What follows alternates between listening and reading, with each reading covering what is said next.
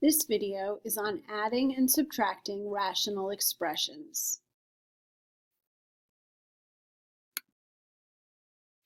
When you add or subtract fractions, what do you need?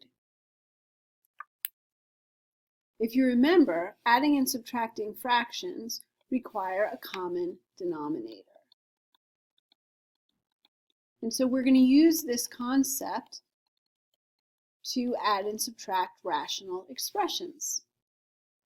To do that, we do need a reminder of LCM, which is lowest common multiple, and LCD, which is lowest common denominator. Since we need that common denominator, we'll use the LCM to make the LCD. And I know it's a lot of acronyms.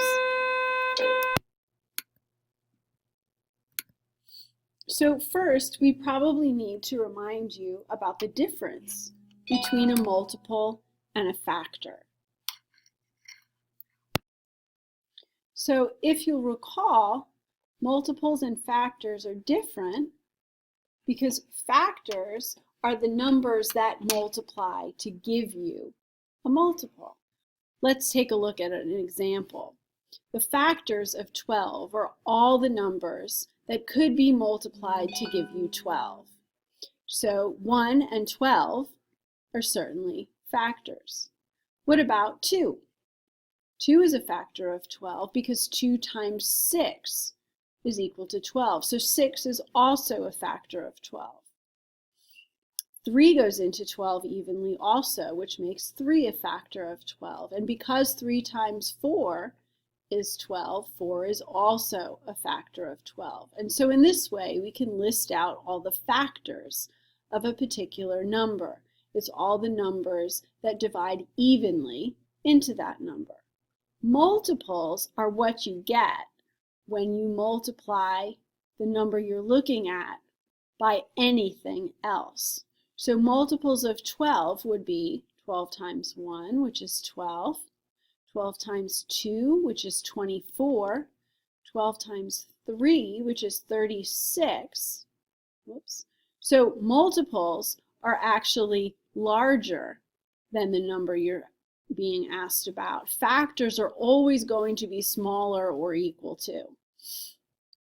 And so F comes before M. You could think of it that way. The numbers that are factors are always going to be smaller. The numbers that are multiples are always going to be bigger.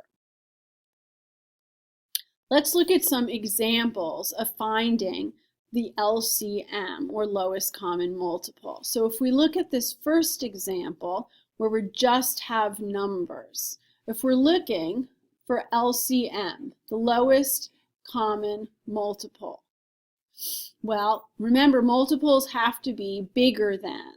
And so this number that's in common has to not only be bigger than 7, but it has to be equal to or bigger than 14 as well.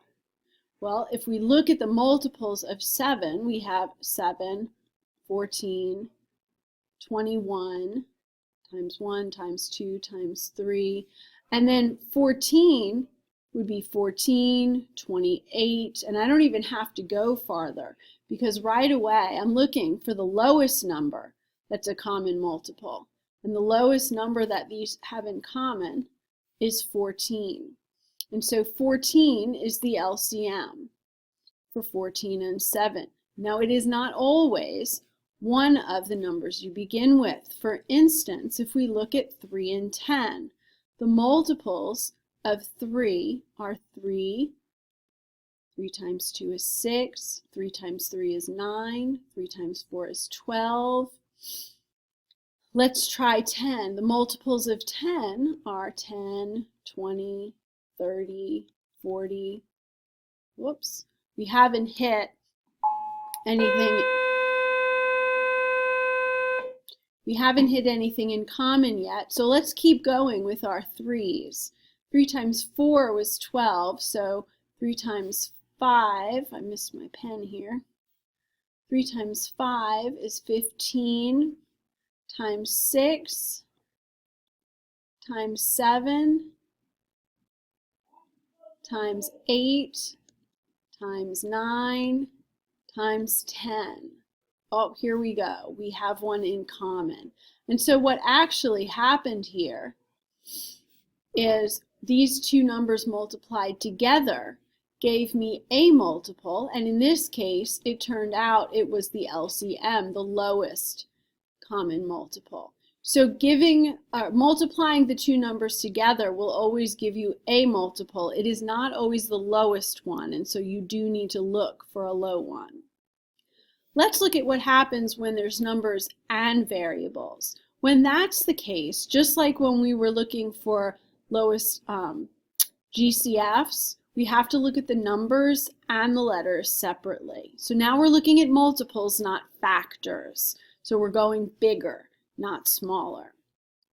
6 and 4. Well, multiplying those numbers together gives us 24, but I hope that you notice that there is a lower common multiple, because the multiples of 6 are 6 and 12 when I get started, and the multiples of 4 are 4, 8, and 12. And so I see that my 12s are in common, and that is definitely smaller than multiplying 6 times 4 and getting 24. So we always want the smallest multiple in common.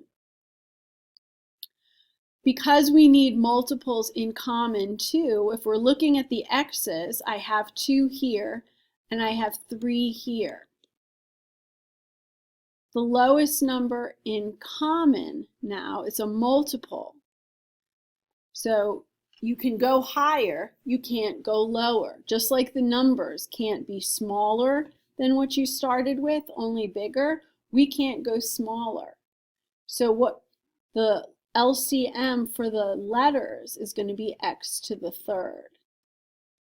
And the numbers is 12. And so 12x to the third is our LCM for the green example. So basically you want to take the largest exponent rather than GCF was the smallest one. Okay? With these numbers, 5 and 2, our LCM would be 10, multiplying them together. I need an A to cover the first term, and I need a b squared to cover the second term, because I can always get to this from those, but I can't go smaller. I can't go less than either of what's in both of them. Let's look at expressions, and that might help you to see what I mean, because that's really how we're working on this here. So we're looking for the lowest common multiple. These are already factors. And so we need to make sure that we have one of every factor, just like we did here. Since I had 3 x's, I needed all 3 of them. Since I have an x minus 3 and an x plus 4, I need both of those.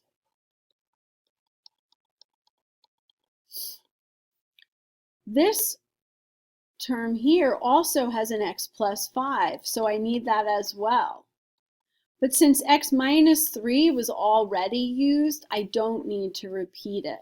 So my LCM is actually all 3 of these. Let's look at another one. In this last example, in order to find the LCM, we notice that we don't have factored form. We need to factor them like the green ones first.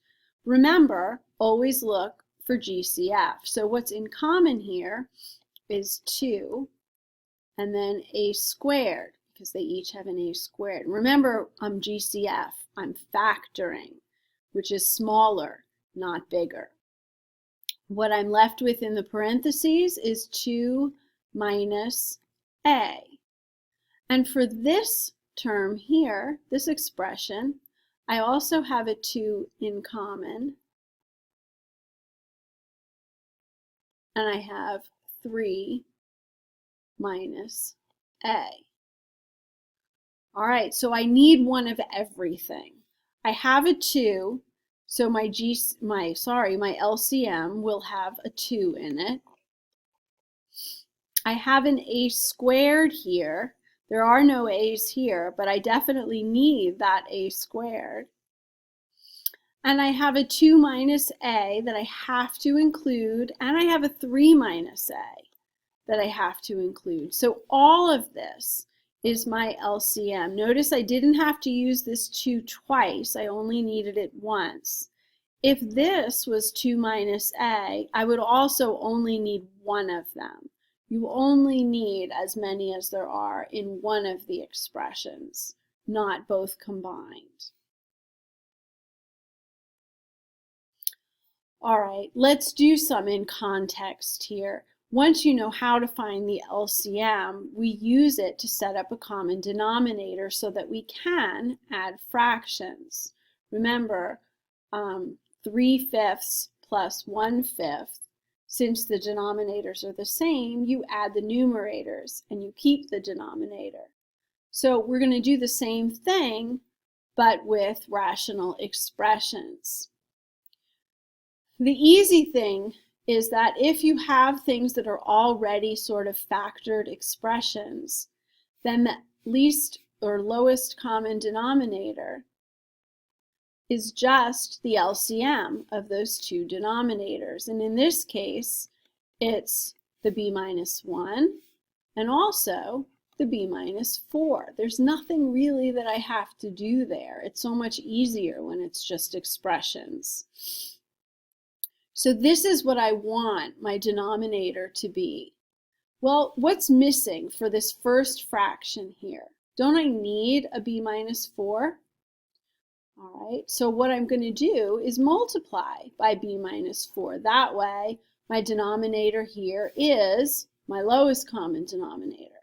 But what I do to the bottom, I have to do to the top, because this is the equivalent of multiplying by 1, the unit fraction. And of course, it doesn't change the original fraction when you're multiplying by 1. Okay, so now my numerator can be expanded. B times b is b squared, and b times negative 4 is negative 4b.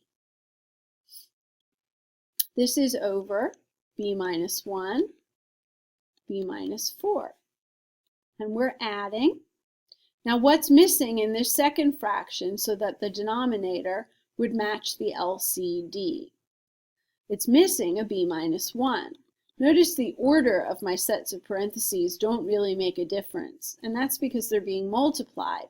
Multiplication is the same backwards and forwards. What I do to the bottom, I do to the top, because this is the equivalent of multiplying by 1, something over itself. And again, I'm going to distribute the top, so I get 2b minus 2.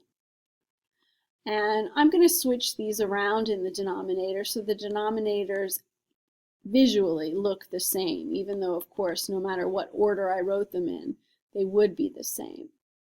The rules for adding fractions are when you have a common denominator to combine the numerators, combine like terms. And so I'm looking to add. I have a b squared. I have some like terms here, negative 4b and plus 2b. That gives me minus 2b, and I have a minus 2. And I can leave my denominator alone. There is no reason to multiply it back out, and you're done. I'd like you to try the second one on your own. Be careful to factor those denominators first, GCF. Decide what your LCD is, identify it, and then go ahead and do what we did in number 1. Write down this other one, and we'll do this one together in class. I want to get the summary on the screen before the 15 minutes is up. Make sure you copy it down, and we'll go over this more in class together.